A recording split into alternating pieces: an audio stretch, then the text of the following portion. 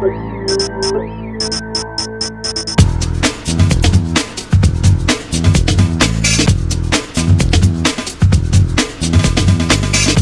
I've been 4 days in Australia, and apart from the country that's really wowed me, it's the car. This ML 350 has been absolutely wonderful.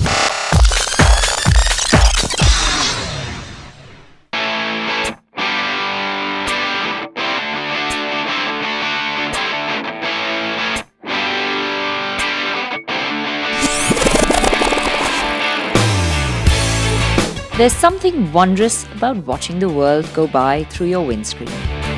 Driving in the land down under on a journey from Sydney to Melbourne, it had endorsed the fact for me even more. Australia offers a thrill around every corner. Natural beauty, wildlife, the oceans or the mountain, it has it all. And ensconced behind the wheel of my cushy ML 350, driving into Melbourne, I thought how fast 4 days had flown by. What a journey it had been. It felt like just yesterday that I'd arrived in Sydney. In Australia, it's mandatory for everyone to wear their seatbelts, front or back. And if the rear passengers aren't wearing their seatbelts and you get caught, it's your fine.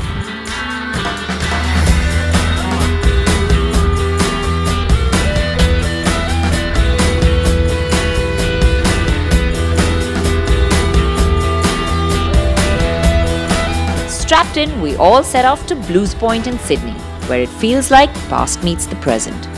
Set against the backdrop of a stunning view of the harbour bridge with the world-famous Opera House tucked under its arch, gulls floating around, ferries buzzing, and the Luna Park with its Ferris wheel and merry-go-rounds around the corner of this little cove, it feels so far removed from the city and yet just there. The perfect place to start the journey. The ML, which had felt like the big fat bully out on the road, suddenly looked small and diminutive, parked against that postcard-like picture.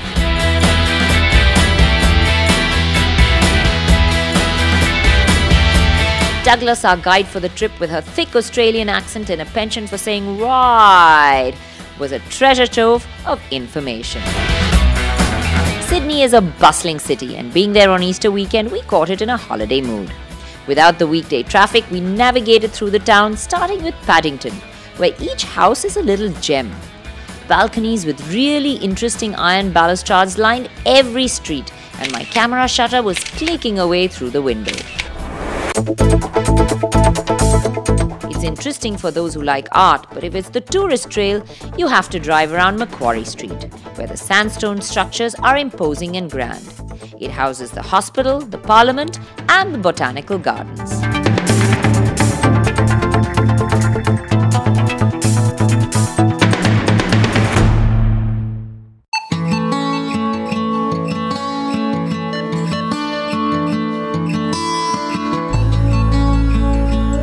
From Macquarie, a trip to the Rocks is a must.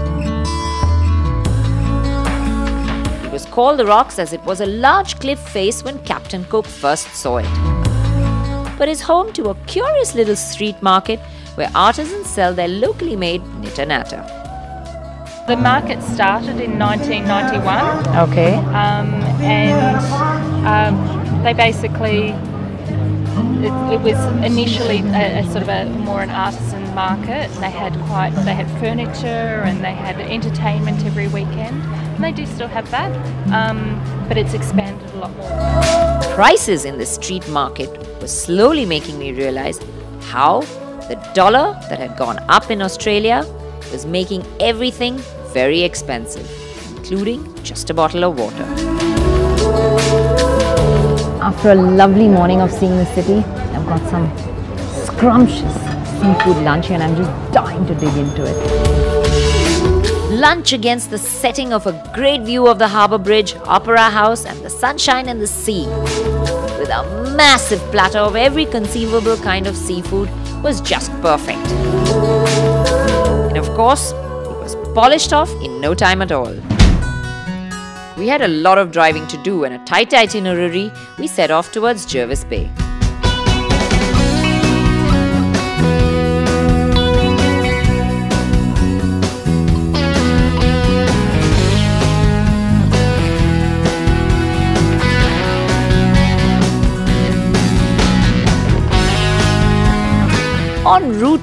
Jervis Bay, a stop at Boral is a must for any cricket enthusiast.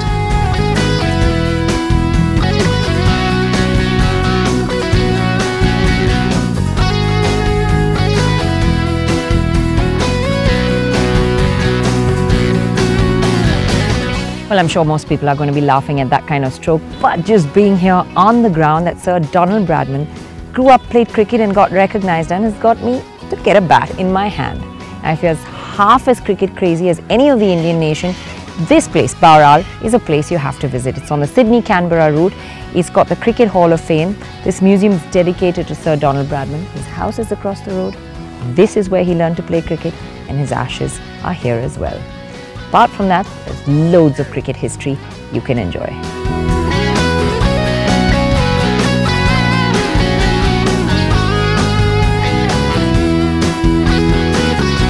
Well, I am a bit of a cricket fan, but a true one should set aside a good couple of hours for this place.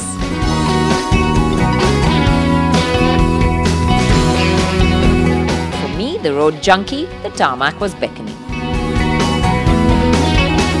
The road from Boral to Jervis Bay is just splendid, with undulations and switchbacks and some pretty diverse countryside, with pastures and meadows on one hand and hills and forest on the other, which finally broke out onto the shoreline in Jervis Bay.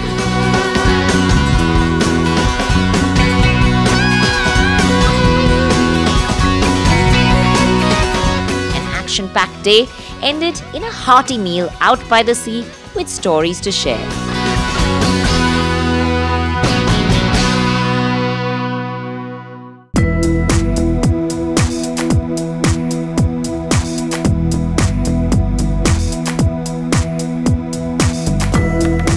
Waking up in the morning and looking out at the ocean as the sun came up, it looked like a sheet of glass, perfectly calm.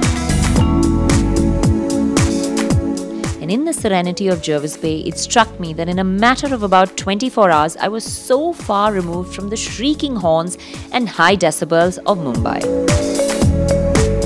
The area is humongous and home to a stretch of about 26 kilometers of pristine white sand beach.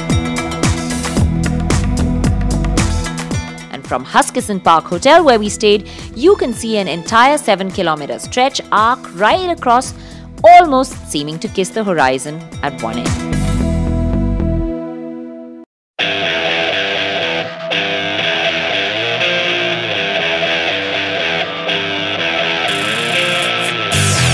Matt of Dolphin Watch Cruises was all ready with his boat to take us around Jervis Bay. It was going to be a glorious day for a bit of dolphin spotting, and for some time we ditched the ML to get onto a boat. It was a really lovely morning out here in Jervis Bay. Great day to be out on a boat, and that's exactly what we're doing. Off to watch the dolphins, go to see some great beaches, and just explore the area around Jervis Bay. Once we saw the first fin dance out of the water and swoop back, there was much excitement on our boat, with all of us swinging from side to side trying to get close to the dolphins and catch that perfect shot. We had been told to be patient and that it would take us time as one had to find dolphins in the vast bay. But the dolphins of Jervis Bay had decided to throw us a party. They were playing on the tail surf and swimming under and across the boat in 2s and 3s, and it was just a magical sight. We're very lucky in Jervis Bay. We have over 100 dolphins that live in Jervis Bay every day. Summer, winter, morning, afternoon, it does not matter. The dolphins live in Jervis Bay every day.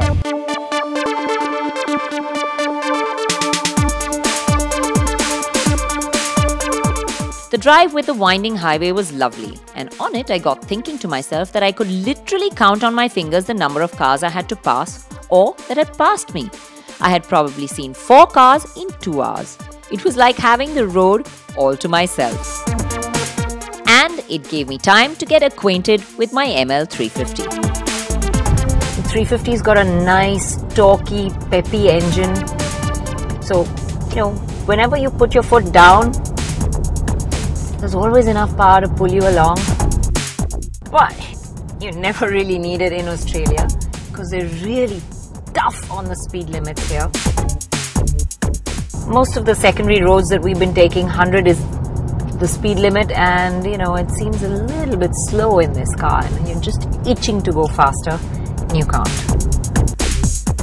The catch is that Aussies are dead strict about speeding, so you have to keep watching out for the signs and keep one eye on your odo to make sure you drop down where needed. We were warned any speeding fines and we'd be paying, so as a result, it was not the plush interior, the punchy engine or the comfortable ride that I enjoyed the most. So, you know, what's really been my faithful companion on this journey has been the Distronic Plus. What you do, press the lever, set it at 100, and then it just keeps the distance to the car in front of me. So if there's space, it will go as fast as it can till 100 kilometers an hour. And if there isn't and the car in front of me is going slower, it will brake and keep the distance to the car in front of me. So it makes driving really, really easy. Despite the ridiculously slow limit, with an empty road, the miles fly by and Pebbly Beach came up soon enough. It's not like we hadn't seen the ocean, but every time the view is so different, it makes you catch your breath.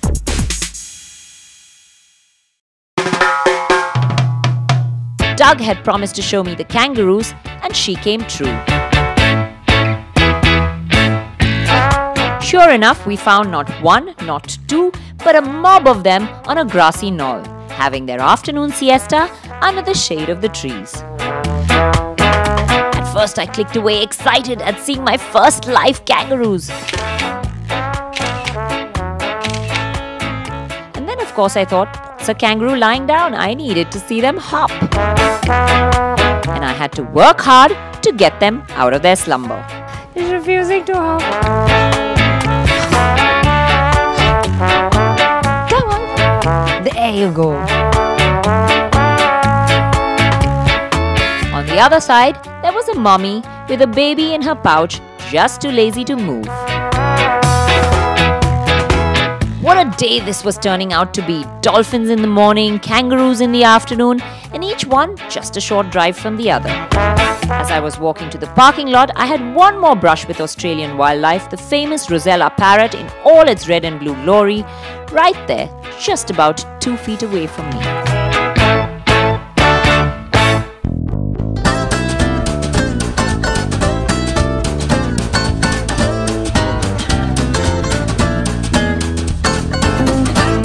Still digesting the day's delights, I headed off to Tilba, a sacred place to the Aborigines. The drive was once again spectacular in its variation. Tilba was a quaint little village that looked out of a century long forgotten. Everything in Tilba has to be kept as it originally was, and even the houses are still painted in their merry old colours. This charming little village has a calm and serenity to it that makes time stand still.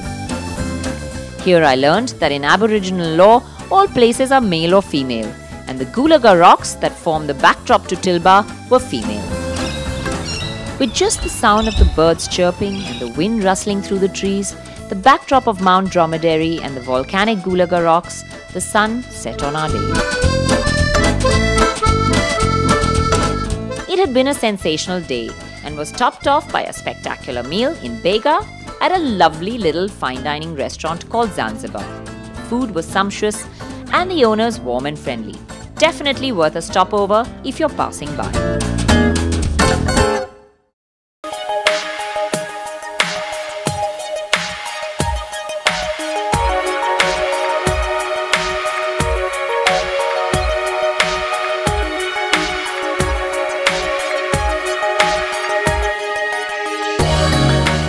Last night we drove into Eden when it was dark. Didn't quite see how beautiful it was over here.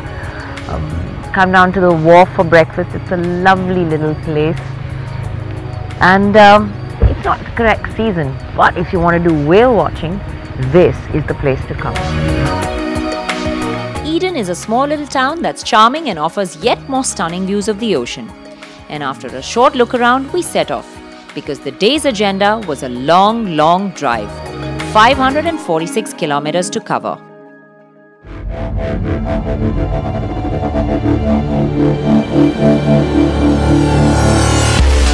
Australia holds a surprise around each corner, and each location has its own unique character, so long distances fly by. But what really frustrates you most on a long journey is those speed limits. They are designed to put you to sleep. For those that do feel the eyelids getting heavy, watch out for the funny road signs that keep reminding you to stay awake.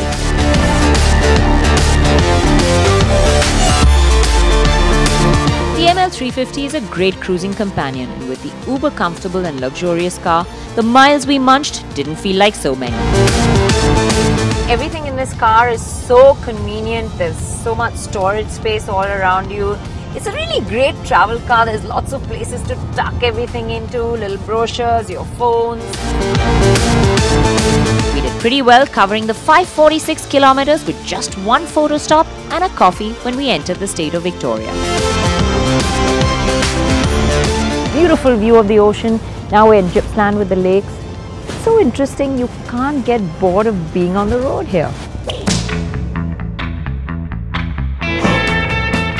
Back on the road, we drove non-stop to make it on time for the Penguin Parade at Phillip Island.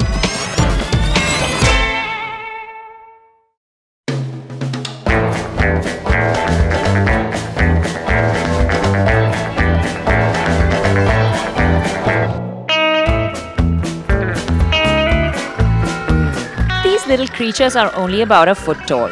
Watching them toil up that hill, waddling away, stopping every now and then to catch their breaths is actually quite fun. It's an amazing sight to see hordes of them come out of the sea and walk up to their homes. They do it in the dark to avoid predators and stay in groups to protect themselves. But they're no real predators is what the ranger told us. It's a habit that's just years old. Last count, this place had 32,000 penguins.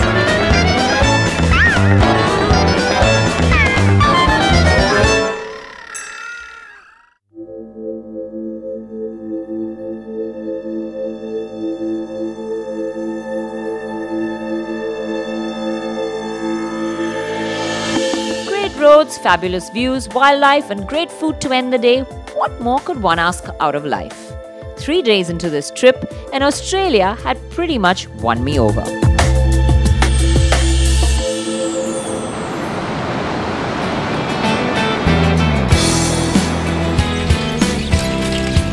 Big, fat, yummy breakfast. The morning at Phillip Island was spent eating a sumptuous breakfast at Mad Cows. Yup, you heard it right.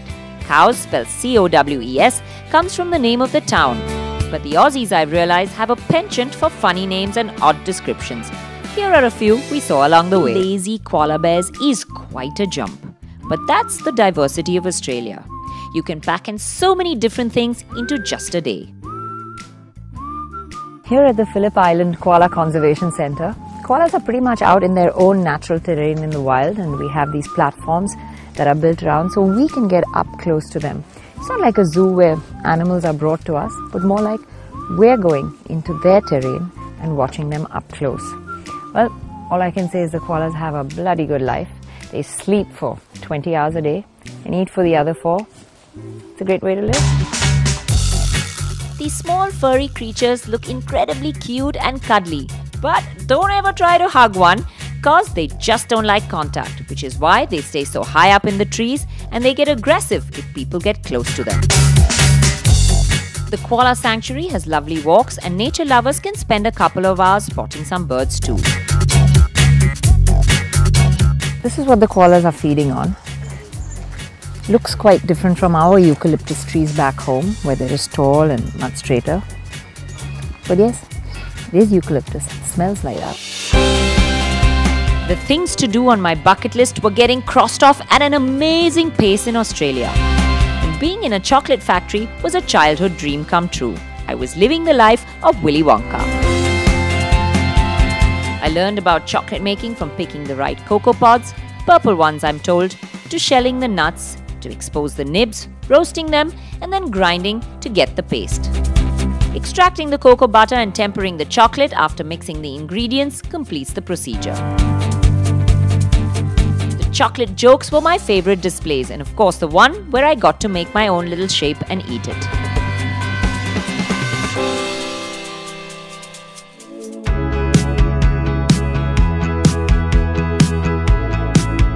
Time had come to leave the fun Phillip Island and head to Melbourne. but we couldn't leave without visiting Nobby's.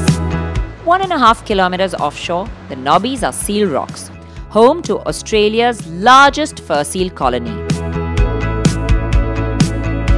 They say that driving at dawn or dusk in Australia, you have to be a little careful because the kangaroos tend to really come across the roads and come outside. And Douglas was telling me that sometimes they just hop right through the windscreen, the larger fellows out in the bush, which can be quite dangerous.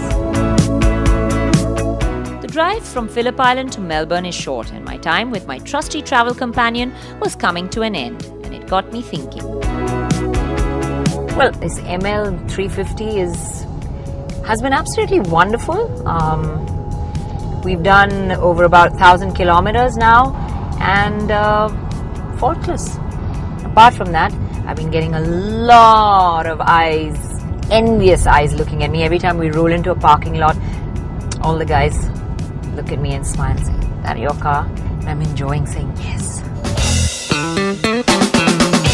Coming into Melbourne is like any city in the world, and you can see the traffic build up and the high-rises grow around you. It's hugely different from Sydney. While Sydney had a lovely laid-back feel, Melbourne felt very different. It's a bustling city, packed with fitness freaks, judging by what we saw. Flinders Street Station is one of the oldest buildings and a landmark in Melbourne. It looks oddly out of place juxtaposed against all the glass skyscrapers around it. As we drove by and into the hotel, I reflected on the wonderful drive down the eastern seaboard of Australia.